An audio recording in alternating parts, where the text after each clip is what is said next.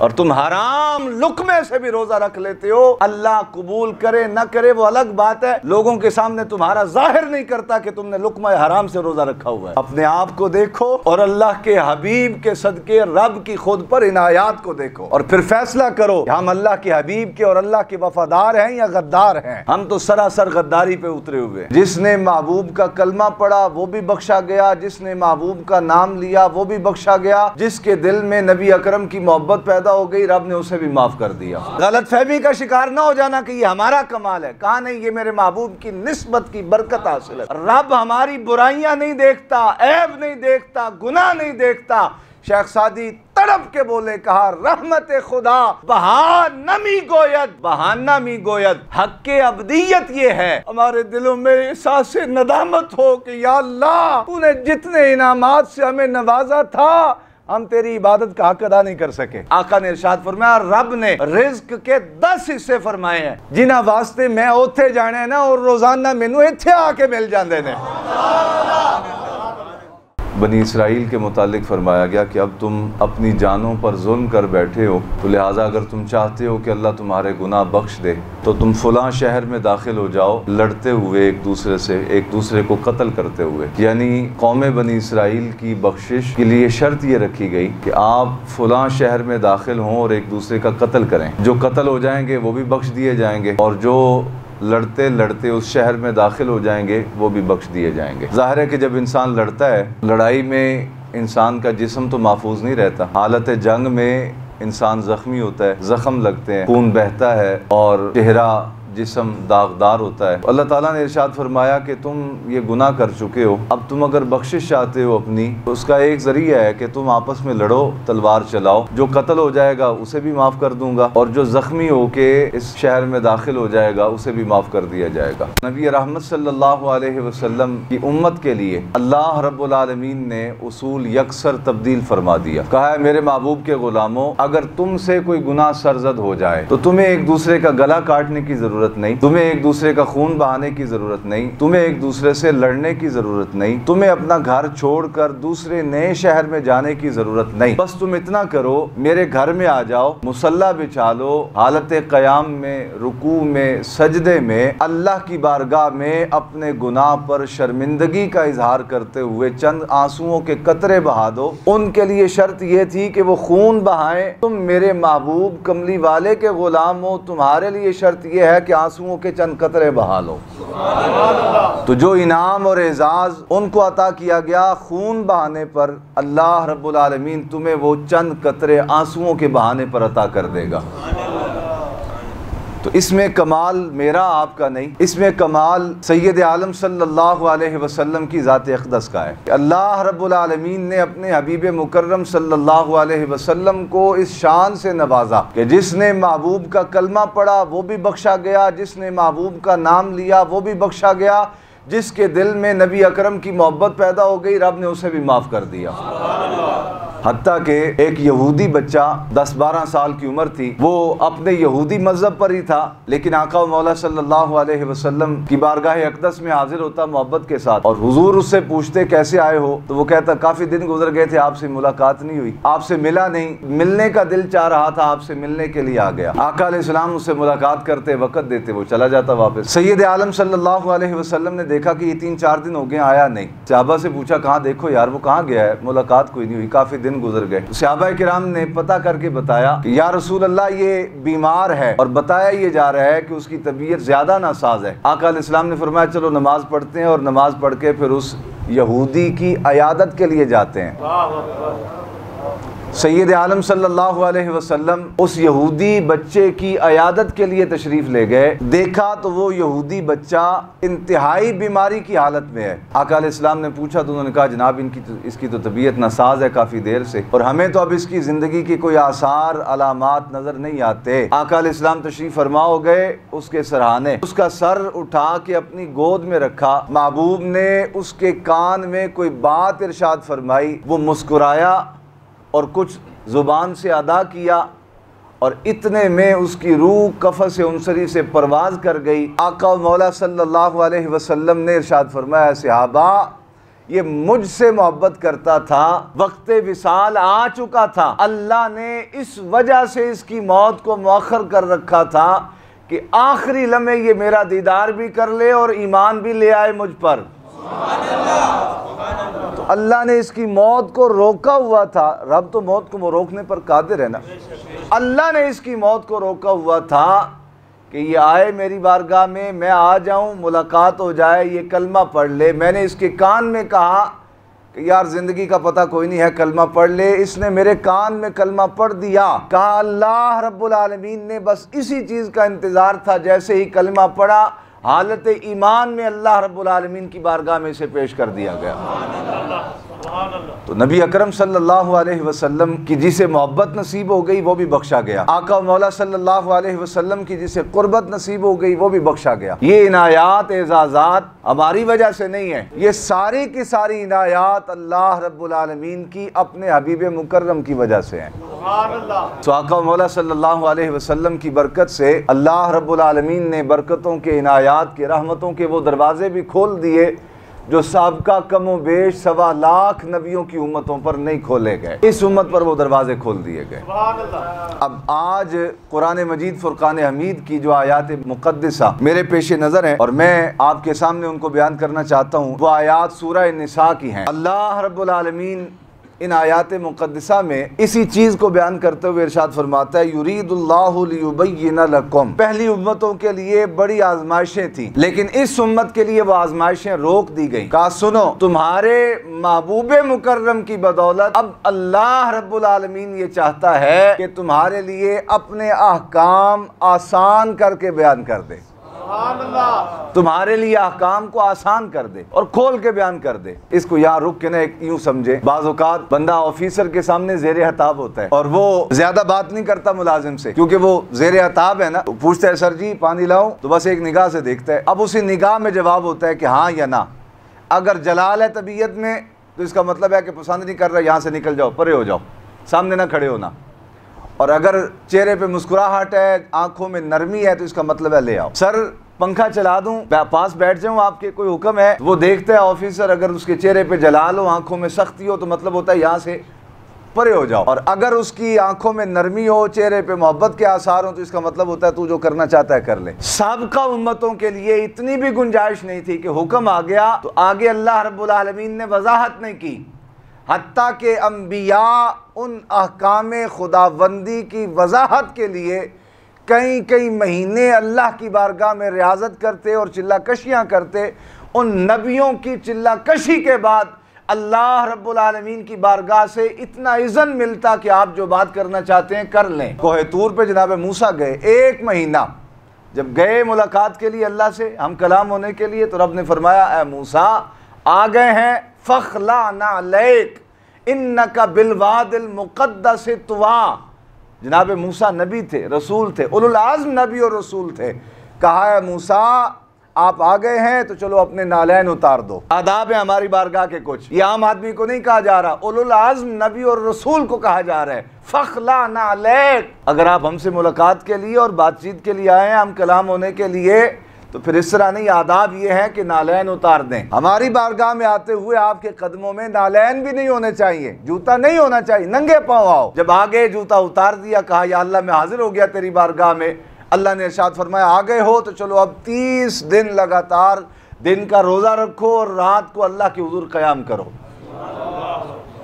ये जो रोज़े हम पे फ़र्ज़ किए गए ये 30 दिन के हैं। तो कहा 30 दिन रोज़ा रखो और रात क़यामुल लैल में गुजारो।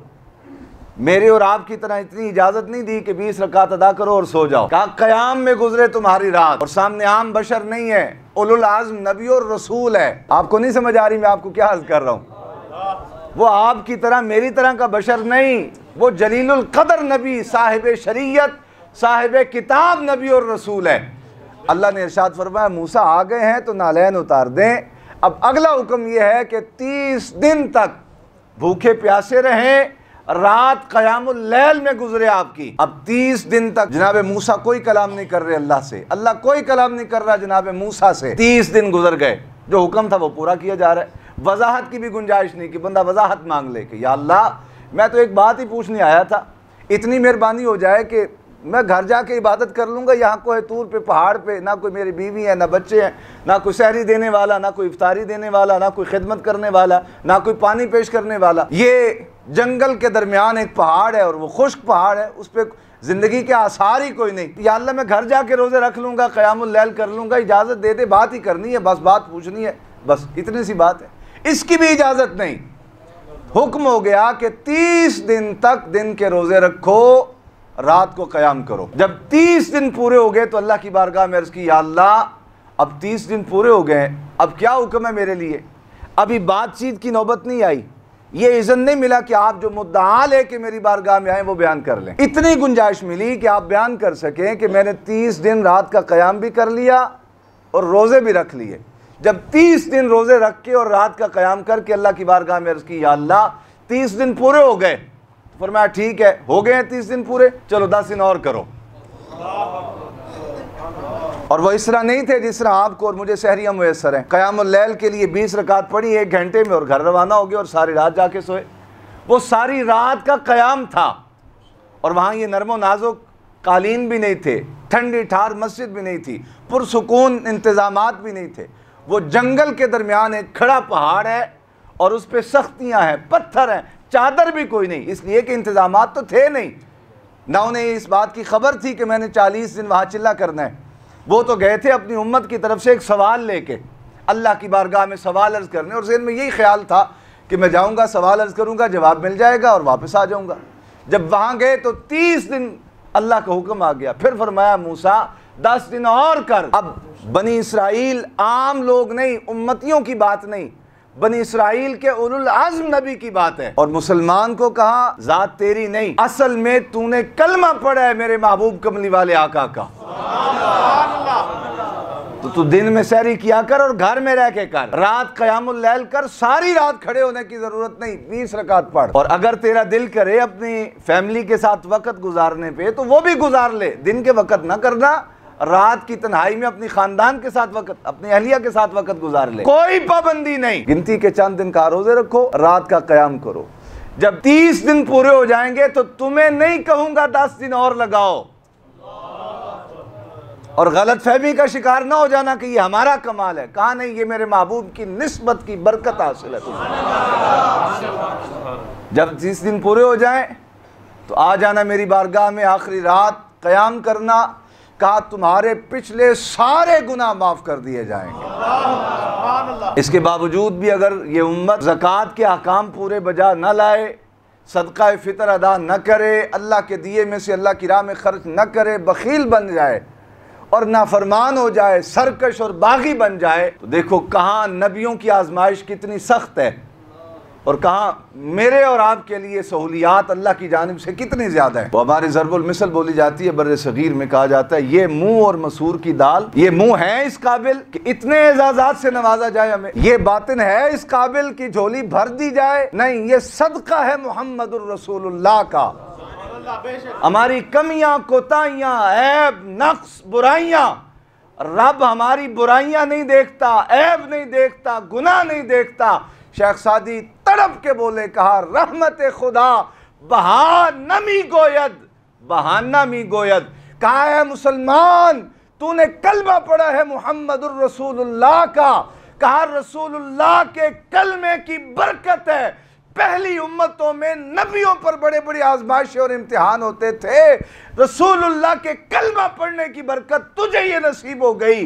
अल्लाह रब्बुल आलमीन तुझसे आमाल की कीमत तलब नहीं करता, अल्लाह रब्बुल आलमीन तुझे बख्शने के बहाने तलाश करता है। कहा रब तुझसे आमाल की कीमत नहीं मांगता, रब तुझसे कुर्बानी नहीं मांगता, रब कहता है तू मेरे महबूब का गुलाम है, तुझे बख्शने के 100 बहाने मैं खुद तलाश कर लूंगा। फिर भी ये उम्मती कहे कि 20 रकात पढ़नी है कि 8 पढ़नी है, फिर भी ये बहाने तलाश करे रोजा छोड़ने के, फिर भी ये बहाने तलाश करे नमाजें छोड़ने की, इससे बड़ा बदबख्त कौन है। कहाँ बनी इसराइल के उलुल आज़्म साहिब किताब, साहिब शरीयत नबी, इतनी बारगाह इज़्ज़ी से इजाजत नहीं मिलती कि अर्ज कर सके, या अल्लाह मैं तो आया था कुछ सवाल करने, बस जवाब अता फरमा दीजिए, वापस चला जाऊंगा। कहा 30 दिन तक रियाजत करो, और जब 30 दिन हो गए फिर कहा या अल्लाह, फिर भी ये नहीं कहा कि मैं सवाल लेके आया सर, जल्दी जल्दी दासी हो तो मैं जावा, कहा या अल्लाह मैं आ गया था, तेरा हुक्म था 30 दिन पूरे कर, मैंने 30 दिन कर लिए, अब क्या हुक्म है?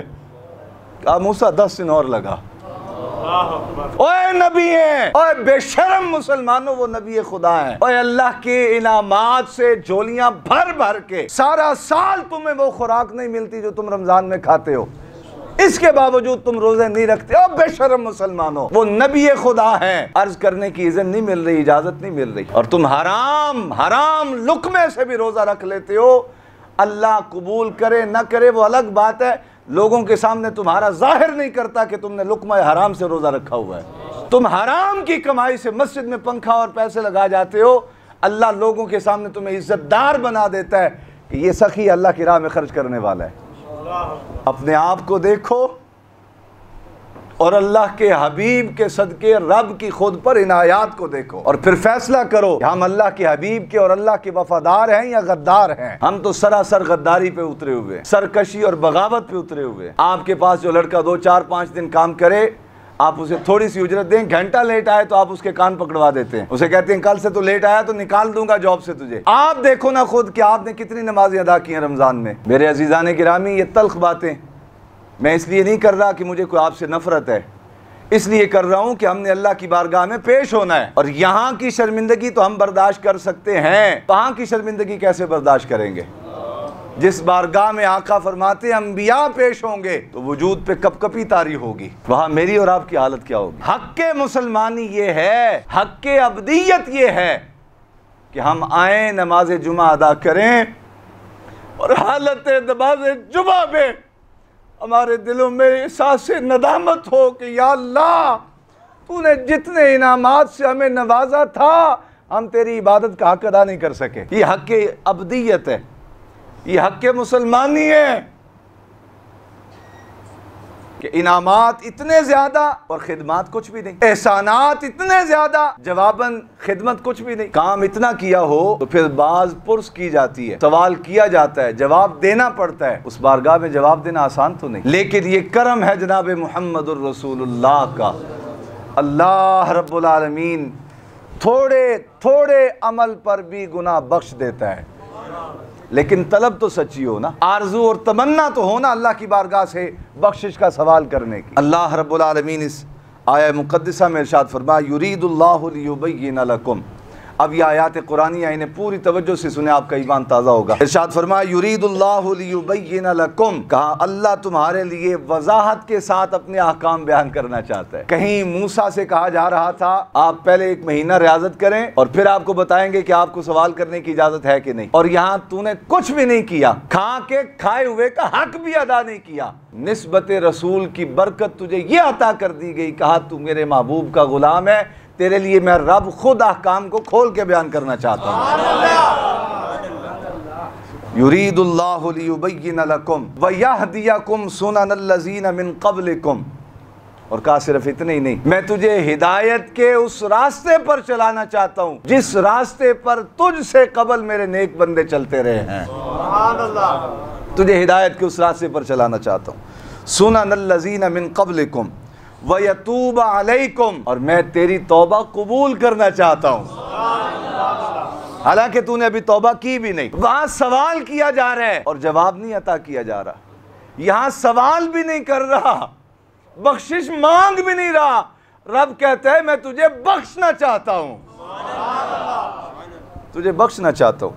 वल्लाहु अलीमुन हकीम, कहा कहीं यहूद की तरह गलत फहमी का शिकार न हो जाना कि शायद रब हमारे गुनाहों से बेखबर है।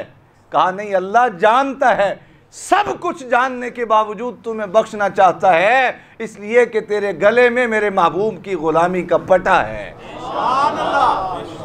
वल्लाहु अलीमुन हकीम, और अल्लाह इल्म वाला हिकमत वाला है। फिर इरशाद फरमाया वल्लाहु युरीदु अन यतूब अलैकुम, वहां एक बार भी बात नहीं की जा रही, और यहाँ उम्मती से बार बार कहा जा रहा है ओए अल्लाह का इरादा तो यही है कि वो तुझे बख्श दे। हम तो माइल बकरम हैं, कोई साइल ही नहीं, राह दिखलाएं किसे, कोई राह रवे मंजिल ही नहीं। पिछली आयत में भी कहा अल्लाह तुम्हें बख्शना चाहता है, वल्लाहु युरीदु अन यतूब अलैकुम, कहा अल्लाह का तो सरासर इरादा ही ये है कि तुम्हें माफ कर दे। लेकिन तुम भी तो अल्लाह की बारगाह में हाथ उठाओ ना, तुम भी तो अल्लाह की बारगाह में सवाल करो ना, तुम भी तो अल्लाह की बारगाह में सर झुकाओ ना, तुम भी तो अल्लाह की बारगाह में झोली फैला कर आओ ना। अल्लाह तो चाहता है तुम्हें बख्शना। व युरीदुल्लज़ीना यत्तबिऊन अश-शहवात, और कहा मखलूक में कुछ ऐसे शरीर लोग हैं, ऐसे बुरे लोग हैं जो ख्वाहिशात नफ्स की पैरवी करते हैं, जो अल्लाह के अहकाम को अहमियत नहीं देते, अल्लाह के अहकाम पर तवज्जो नहीं करते। अल्लाह ने जो कुछ उन्हें हुक्म दिया करने का, जिस काम का करने का कहा उसे अहमियत नहीं देते, और जिससे मना किया उससे बाज नहीं आते। शरीर लोग हैं, बुरे लोग हैं, नाफरमान, सरकश और बागी लोग। मेरी मखलूक में वो लोग जो शरीर हैं, नाफरमान हैं, सरकश हैं, बागी हैं, वो शहवात की पैरवी करते हैं, ख्वाहिशात नफ्स की। कहा वो ये चाहते हैं कि अन तमीलू मैलन अजीमा, कि तुझे हिदायत के रास्ते से बहुत दूर कर दिया जाए। ये कुछ लोग ऐसे होते हैं आपके दाएं में हमा वक्त रहते हैं। खुदा जाने वो क्यों आपको डबोना चाहते हैं, अल्लाह जाने वो क्यों आपको गुनाह के रास्ते पे लाना चाहते हैं, हालांकि उन्हें मिलना कुछ भी नहीं। वो क्यों आपको हिदायत से दूर करना चाहते हैं। अल्लाह फरमाता है यत्तबिऊन अश-शहवात, उनके अंदर खैर की राह पे चलने का जज्बा ही नहीं होता, और वो ख्वाहिशात नफ्स के पैरोकार होते हैं, खुद तो डूबे हुए होते हैं। ए मोमिन, है मेरे महबूब के गुलाम, तुझे भी डबोना चाहते हैं। अन तमीलू मैलन अज़ीमा, वो चाहते हैं कि तुझे हिदायत के रास्ते से दूर कर दिया जाए।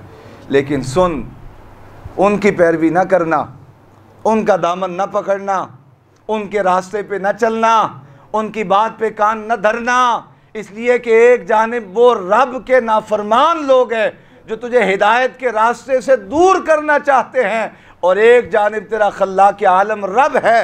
युरीदुल्लाहु अन युखफ्फिफ अन्कुम, वो तुझे डराते हैं कि नमाज पढ़ना बड़ा औखा है, ज़कात देना बड़ा औखा है, हज करना बड़ा औखा है, दीन पे चलना बड़ा औखा है। और कहा नहीं, तो मेरा महबूब का गुलाम है, तेरे लिए एजाज़ात के, रहमतों के, इनायात के दरवाजे में रब खोल चुका हूँ, लेकिन ये इनायात के दरवाजे बंद नहीं करूँगा। वो तुझे नमाजों के बोझल होने से डराते हैं, रोज़ों के मुश्किल होने से डराते हैं, एतिकाफ के मुश्किल होने से डराते हैं। सुन, युरीदुल्लाहु अन युखफ्फिफ अन्कुम, मैं महबूब की बरकत से जितने अहकाम में तेरे लिए नरमी की वो तो की, उनके शर फैलाने के बाद तेरे लिए अपने अहकाम में मजीद नरमी कर देना चाहता हूँ, अपने अहकाम में मजीद नरमी कर देना चाहता हूँ। वखुलिक़ल इंसानु दईफ़ा, इसलिए कि मैं इस इंसान का खालिक हूँ और जानता हूँ कि ये कमज़ोर पैदा किया गया है। ये क्या पैदा किया गया है? कमज़ोर पैदा किया गया है। या अय्युहल्लज़ीना आमनू ला तअकुलू अम्वालकुम बैनकुम बिल बातिल, ईमान वालो, अब तुम्हें एक नसीहत करता हूँ। देखो, कामयाब होने के कुछ मेयारात होते हैं, कामयाब होने का कोई मेरिट होता है। ऐसे ही नहीं सनद दे दी जाती पास होने की। पास होने के लिए बहरहाल कोई मेयार होता है, कुछ ना कुछ इम्तिहानी सेंटर में बैठ के लिखना पड़ता है। भले वो 100% ना भी हो तो कम अज कम पासिंग मार्क्स तो लिखे जाए ना। अगर कोई शख्स इतना भी नहीं करता तो फिर उसे पास नहीं किया जाता। कोई ना कोई जिहत होती है, चलो लिखाई पढ़ाई में कामयाब नहीं है तो चलो किसी खेल कूद में इसे स्टार लगा के पास कर दिया जाए। कोई फुलां सलाहियत है इसके अंदर तो उसकी वजह से इसे पास कर दिया जाए। कोई फुलां कमाल है इसके अंदर तो उसकी वजह से इसे पास कर दिया जाए। कुछ तो होना तेरे पल्ले। कहा सुन, अब मैं तुझे नसीहत करता हूँ, ए मेरे महबूब के गुलाम, ला तअकुलू अम्वालकुम बैनकुम बिल बातिल। अल्लाह को ये पसंद नहीं है कि तुम एक दूसरे का माल ना हक तरीके से खाओ। सारे गुनाह एक जानिब, और मोमिन का माल ना हक खा लेना ये एक जानिब। कहा मैं तुझे नसीहत करता हूँ, तुम आपस में एक दूसरे का माल ना हक तरीके से न खाना। इल्ला अन तकून तिजारतन अन तरादिम मिनकुम, हाँ रास्ता मैं खुद दे देता हूँ, तिजारत करो एक दूसरे के साथ, उसे भी नफ़ा दो और ख़ुद भी नफ़ा हासिल करो तो तुम्हारे लिए जायज़ है। मोहब्बत से बोलो सुभान अल्लाह। तिजारत करो, ठगीबाजी ना करो, चीज़ और हो और बताई और जाए ये काम ना करो, धोखा ना दो, नुकसान ना करो, जो हक है वो बयान करो। नफ़ा तुम्हें इस तरह भी मिल जाएगा, ठगीबाजी के बगैर, फ्रॉड किए बगैर, धोखा दिए बगैर तिजारत करोगे, और तिजारत में अल्लाह ने बरकत रखी है। आका ने इरशाद फरमाया, रब ने रिज़्क़ के 10 हिस्से फरमाए हैं, उन 10 हिस्सों में से एक हिस्सा मुलाजमत में है, बकिया 9 हिस्से रिज़्क़ अल्लाह ने तिजारत में रखा है। तिजारत में रिज़्क़ है। कहा तुम तिजारत पर फोकस करो, तिजारत पर मेहनत करो, तिजारत पर जोर दो, धोखा ना दो, ना हक तरीके से एक दूसरे का माल ना खाओ। अगर तुम तिजारत करोगे मैं तुम्हारी झोली माल और दौलत से भी भर दूंगा और तुझे जन्नत भी अता कर दूंगा। लेकिन तिजारत करके आओ हलाल तरीके से। इल्ला अन तकून तिजारतन अन तरादिम मिनकुम वला तख्तुलू अनफुसकुम। कहा सुनो, अगर तुम ना हक माल खाओगे कितना अरसा खा लोगे? जमा कर लिया, 1 साल खा लिया, 2 साल खा लोगे, 4 साल, 10 साल खा लो, कितना अरसा खा लोगे? इस मुल्क के एक साबका सदर, शायद आजकल भी वही सदर हैं, एक शहर से दूसरे शहर तक, जब मैं कराची गया तो मुझे बताया गया कि यहाँ से उनकी जमीनों का आगाज होता है। 2 घंटे तक गाड़ी ट्रेन चलती रही और लोगों ने बताया कि ये सारी जमीनें उसी साहब की है। और कुछ अरसे बाद मैंने टीवी पे उनका इंटरव्यू देखा। कहा क्या खाते हैं आप? का खा ही कुछ नहीं सकता। तो आपकी ज़िंदगी कैसे गुजरती है? का आप भिंडी खिलाते हैं बस, और उसमें भी मिर्च मसाला नहीं होता। आप अंदाज़ा करो वो लेसदार, उसमें मिर्च मसाला नहीं यूज़ करना, लहसुन अदरक यूज़ नहीं करना, तो उसका क्या टेस्ट होता होगा? का ये खाता हूँ और कद्दू खाता हूँ, बस इन 2 चीज़ों के अलावा मैं खा ही कुछ नहीं सकता। अगर खाऊंगा तो बीमारी बढ़ जाती है। तो कहा कितना अरसा खा लोगे? 1 साल, 2 साल, 10 साल, 20 साल, 50 साल। लेकिन याद रखो, तुम हराम का माल जितना अरसा भी खाओगे, एक एक लम्हा तुम्हारी जिंदगी का ऐसा होगा गोया तुम खुद अपने आप को कत्ल कर रहे हो। जैसे कोई शख्स खुदकुशी करता है, और हदीस पाक में आका अलैहिस्सलाम ने इरशाद फरमाया, जिस आले से कोई बंदा अपने आप को मारेगा, तलवार के साथ मारेगा या गोली के साथ मारेगा या छलांग लगाएगा किसी बुलंद जगह से, आखिरत में उसकी सजा ये होगी, अगर तलवार के साथ अपना गला काटा है तो वो जहन्नम में बकिया जिंदगी सारी न खत्म होने वाली जिंदगी में इसी अजाब में मुब्तला रहेगा, गला काटता रहेगा। और कहा अगर किसी ने पिस्टल के साथ अपने आप को कत्ल किया है तो वो जहन्नम में न खत्म होने वाली जिंदगी में पिस्टल के साथ ही खुदकुशी करता रहेगा, अपनी जान को कत्ल करता रहेगा। और किसी ने अगर बुलंद चोटी से छलांग लगा के अपनी जान को कत्ल किया है तो कहा जहन्नम में न खत्म होने वाली जिंदगी में वो इसी सजा से बार बार दोहराया जाएगा। तो कहा ये जो माल हराम तुम खाते हो, ना हक तरीके से तुम खाते हो, एक दूसरे का माल जुल्मन खाते हो तुम। कहा तुम जानो या ना जानो, तुम मानो या ना मानो, मैं रब जानता हूं और बता रहा हूं तुम्हें, वला तख्तुलू अनफुसकुम।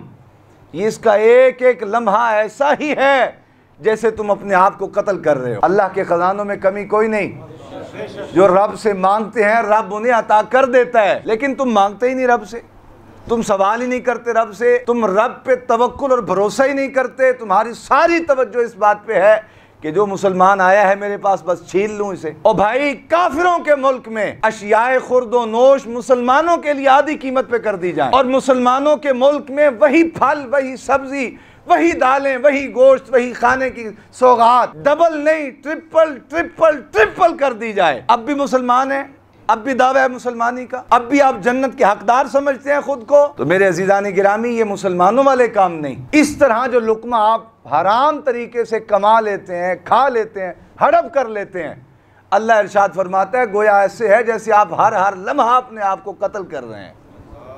कमाया कितना? 10,000, और हर हर लम्हा अपने आप को कत्ल करने का गुनाह अलहदा। कोई है इससे बड़ा भी बेवकूफ, इस मुसलमान से बड़ा बेवकूफ, जो 10,000 कमा के दिन के 24 घंटों में हर लम्हा अपने आप को हलाकत में डाले। और उजरती कातिल भी अगर किसी को कत्ल करना चाहे वो कहता है मुझे 10 लाख दो फिर करूंगा। और ये बेवकूफ कौम, अहमक तरीन लोग 10,000 कमाते हैं और सारा वक्त अपना हलाकत में मुब्तला कर देते हैं। तो मेरे अजीजान गिरामी, ये रब का कलाम है, मेरी मर्जी नहीं है, मेरी ख्वाहिश नहीं है, ये रब की ख्वाहिश है। रब फरमाता है वला तख्तुलू अनफुसकुम, अपने आप को हलाकत में न डालो। इन्नल्लाह काना बिकुम रहीमा, अल्लाह पे यकीन रखो कि अल्लाह मेहरबान है, रहम करेगा तुम पर।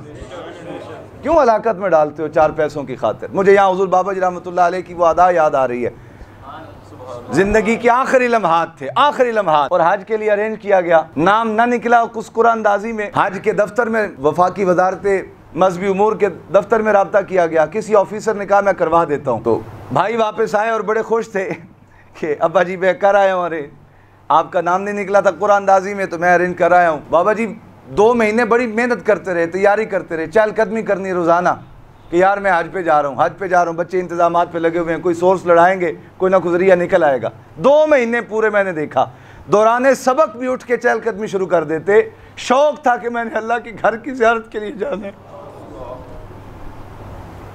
2 माह बाद जब फाइल खुली, रिजल्ट सामने आया, भाई आए, यहीं मैं क्लास में बैठा था, ऐसा भी बैठे थे, तो कहा कैसे हुआ ये काम? कहा बस हो गया है, आप छोड़ें। कहा नहीं नहीं, छोड़े कैसे, आप मुझे बताओ हुआ कैसे है? कहा वो फाइल को थोड़ा गर्म किया है। कहा अगर अल्लाह की इबादत भी फाइल गर्म करके करनी हो तो मैंने ऐसा हज नहीं करना। और मिन्नत की सब ने, चले जाएं क्या हर्ज है, 10,000 20,000 की बात है, हमने कौन सा लिया है, दिए ही गया है ना, दिए ही है, हमने तो नहीं लिया। कहा भाई दिया हो या लिया हो, जो काम हराम है, अल्लाह की इबादत करने वाले की बुनियाद में हराम का माल नहीं होना चाहिए। अगर इबादत की बुनियाद हराम हो, वो इबादत नहीं प्रैक्टिस बन जाती है। मैं प्रैक्टिस के लिए वहां नहीं जाना चाहता, मैं इबादत के लिए वहां जाना चाहता था। और फिर सुनो अल्लाह इनाम क्या देता है। मैंने 2-4 बार अर्ज की, रो पड़ा, आप मेहरबानी करें चले जाएं। तो मुझे फरमाने लगे कारी जी जल्ले हो गए हो, बार बार आख दो मैनू कि सरकार दे रोज़े की ज़ियारत हो जाएगी, सुनहरी जालियां वेख लोगे।